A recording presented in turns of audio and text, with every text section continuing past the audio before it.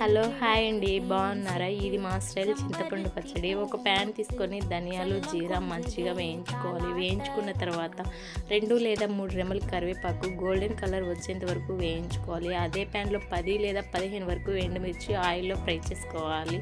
అదే ప్యాన్లో 2 table spoon oil వేసి 2 లేదా 3 టమోటాలు చిన్న చిన్న ఉప్పులుగా కట్ చేసుకొని మెత్తగా వేయించుకోవాలి. టమోటా మెత్తబడాలి అంటే సాల్ట్ వేయడం వల్ల ఆటోమేటిక్గా మెత్తబడిపోతుంది. ఒక మిక్సీ జార్ తీసుకొని ఎండుమిర్చి, కరివేపాకు, ధనియాలు, జీరా, కలుపు వేసి మెత్తగా గ్రైండర్ చేసుకోవాలి. గ్రైండర్ చేసుకున్న తర్వాత చింతపండు, టమోటా వేసి మరోసారి గ్రైండర్ చేసుకోవాలి. పెద్ద ఉల్లిపాయ తీసుకొని చిన్న చిన్న ముక్కలుగా కట్ చేసి మరోసారి గ్రైండర్ చేసుకోవాలి. పచ్చి ఉల్లిపాయ వేయడం వల్ల మంచిగా టేస్ట్ ఉంటుంది. ఎక్కువ పచ్చళ్ళు లైక్ చేసే వాళ్ళకు ఇదొక రెసిపీ అని చెప్పొచ్చు. వేడన్నంలోకి సూపర్ టేస్ట్ ఉంటుంది. ప్లీజ్ మా ఛానల్ని లైక్ చేయండి, సబ్స్క్రైబ్ చేయండి, షేర్ చేయండి.